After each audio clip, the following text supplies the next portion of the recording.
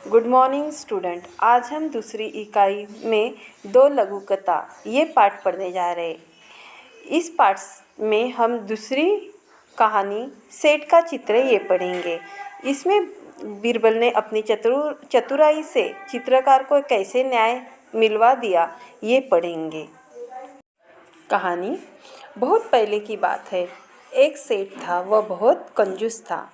एक दमड़ी भी खर्च करते समय उसके प्राण निकल जाते थे। वह काम कराने के बाद भी लोगों को पैसे देने में परेशान करता था। एक बार उसने एक चित्रकार से अपना चित्र बनवाया। जब चित्रकार ने पैसे मांगे तो सेठ ने कह दिया, चित्र ठीक नहीं है, दोबारा बना कर लाओ।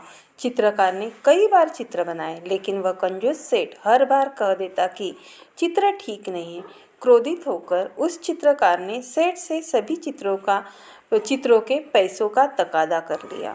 धूर्त सेठ बोला, कैसे पैसे? जब चित्र ठीक से नहीं बना ही नहीं तो मैं पैसे किस बात के दूँ? बेचारा चित्रकार अपने घर लौट आया। परेशानी का कारण पूछने पर उसने अपनी पत्नी को सारी बात बताई। चित्रकार की पत्नी बहुत बुद्धिमानी थी। देखो, ये पैराग्राफ में ये कहानी में एक सेठ रहता है। वह बहुत ही कंजूस होता है, जो 1 रुपया खर्च करने में भी दिक्कत होती है उसे। 1 पैसा भी खर्च करने में जैसे उसके प्राण निकल गए हों। वह लोगों को भी पैसे के लिए बहुत परेशान करता था। जैसे किसी व्यक्ति ने उसके लिए काम किया तो उसको पैसे देने में उसे दिक्कत होती थी। ऐसे ही एक बार एक चित्रकार को उसने चित्र बनाने के लिए कहा। चित्रकार ने चित्र बनाकर पैसे की मांग की तो उसने कहा कि किस बात के पैसे? तुमने तो चित्र ठीक नहीं बनाया, मेरा चित्र ठीक नहीं बनाया, दोबारा बना कर ला। तब चित्रकार ने दोबारा चित्र बनाकर ले गया। तभी वो बोला कि चित्र ठीक से नहीं बना, फिर से बना। ऐसे बहुत बार चित्रकार ने उनके चित्र बनाए, लेकिन धूर्त सेठ हर बार कह देता कि चित्र ठीक नहीं बना है, फिर से बना। हर बार वह कह देता कि चित्र ठीक नहीं बना। ऐसे बहुत बार चित्र बनाकर उसने चित्र दिखाए, फिर भी वो बोला कि चित्र ठीक नहीं बना, पैसे किस बात के मांगते हो? तभी वो चित्रकार बहुत ही उदास हो गया और घर लौट आया। बेचारा चित्रकार बहुत ही परेशान था। जब उसकी पत्नी उसे परेशानी का कारण पूछने लगी तो उसने सारी बात बताई। चित्रकार की पत्नी बहुत ही होशियार थी, बुद्धिमानी थी। वह बोली, आप दरबार में जाकर न्याय के लिए फरियाद कीजिए। चित्रकार बहुत उदास हो गया था। वह मुंह लटकाकर बैठ गया। बोला, सेठ बड़ा आदमी है, लोग उसी की बात को सच मानेंगे। भला मुझ जैसे गरीब का साथ कौन देगा? चित्रकार की पत्नी बोली, सबके बारे में ऐसा नहीं कह सकते। बादशाह अकबर बहुत ही दयालु है। वे भले ही पढ़े लिखे नहीं हैं, परंतु बड़े बुद्धिमानी हैं। उनकी सहायता के लिए दरबार में 9 रत्न हैं। आप वहाँ जाइए, आपको न्याय ज़रूर मिलेगा। देखो, चित्रकार की बात सुनकर उसकी पत्नी बोलती है कि आप दरबार में जाकर बादशाह से न्याय मांगिए, उनसे फरियाद कीजिए, उनसे याचना कीजिए। तब चित्रकार बहुत उदास हो गया था। वह अपना मुंह लटका कर बोलता है कि सेठ तो बड़ा आदमी है, हर लोग उसी की बात को सच मानेंगे, मुझ जैसे गरीब को न्याय कहाँ से मिलेगा? तब चित्रकार की पत्नी बोलती है, वो समझदार होती है, वो बोलती है कि ऐसा सबके साथ नहीं होता। हमारे जो बादशाह है वो बहुत ही दयालु आदमी है, वे बुद्धिमानी हैं। उनकी सहायता के लिए दरबार में 9 रत्न है। आप वहाँ जाइए, आपको ज़रूर न्याय मिलेगा। तो देखो, दूसरे दिन चित्रकार बादशाह अकबर के दरबार में गया। पूरा किस्सा उन्हें सुना दिया। बादशाह अकबर ने चित्रों को लेकर सेठ को दरबार में बुलावा लिया। बादशाह ने सभी चित्रों को गौर से देखकर कहा, तुम्हारे इन चित्रों में क्या कमी है? देखो, जब चित्रकार दूसरे दिन बादशाह अकबर के दरबार में जाते हैं और अपना सब किस्सा सुनाते, उनके साथ जो हुआ वो सब बादशाह को बताते। तब बादशाह अकबर सेठ को चित्र लेकर बुलावा देते हैं। तो जब सेठ दरबार में पहुंचता है तो बादशाह उनसे उनके चित्र देखकर पूछता है कि इन चित्रों में तुम्हें क्या कमियां दिखती है कि जो तुम चित्रकार से को पैसे देने से इनकार कर रहे हो। हजूर, इनमें से एक चित्र भी हूबहू मेरे चेहरे जैसा नहीं है, सेठ ने कहा। बादशाह मुश्किल में पड़ गए कि न्याय कैसे करे। बड़ी देर तक विचार करते रहे। जब उन्हें कुछ समझ में नहीं आया तो बीरबल से न्याय करने को कहा। बीरबल ने सारी बातें ध्यान से सुनी और तुरंत समझ गए कि सेठ चेहरा बदलने में निपुण है। चित्रकार को पैसे न देने पड़े, इसीलिए वह नाटक कर रहा है।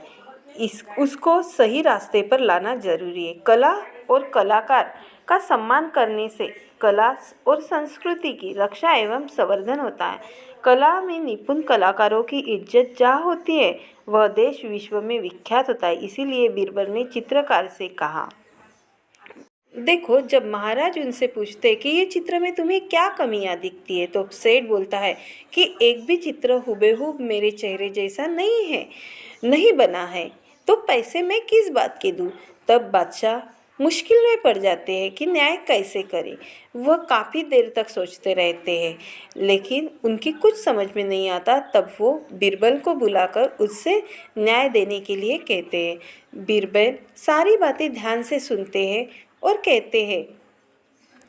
तब उसके ध्यान में आता है कि जो सेठ है वो बड़ा ही कंजूस है और वो चेहरा बदलने में निपुण है।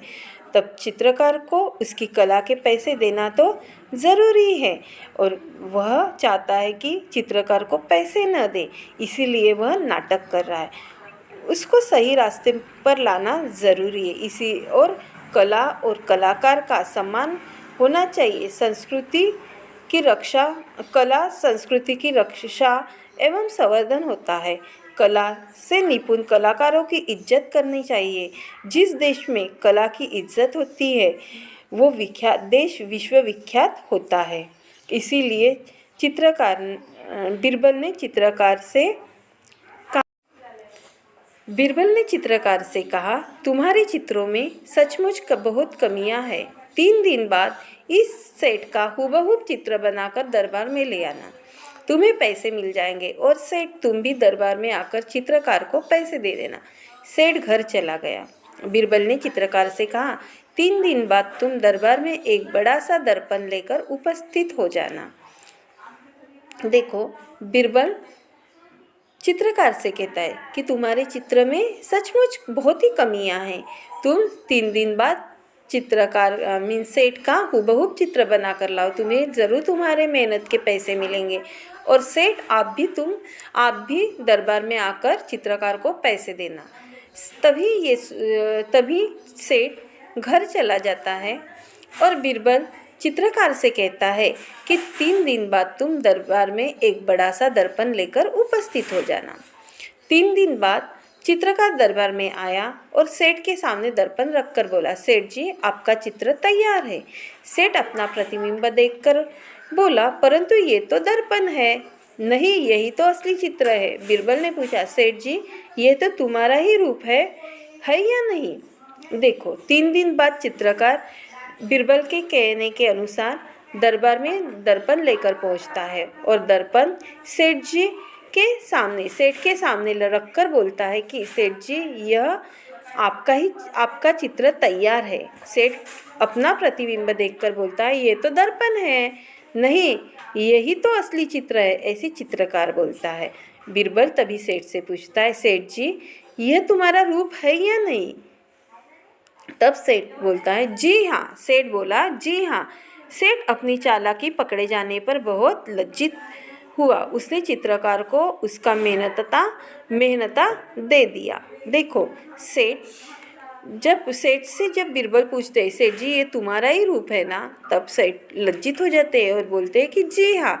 उसकी चालाकी पकड़ी जाती है, इस कारण वो लज्जित होकर पूरा मेहनताना चित्रकार को देता है। चित्रकार सभी को धन्यवाद देकर चला गया। बीरबल के न्याय से बादशाह अकबर बहुत खुश हुए। बादशाह अकबर की प्रत्येक समस्या का समाधान बीरबल अपनी बुद्धिमानी से फटाफट कर देते थे।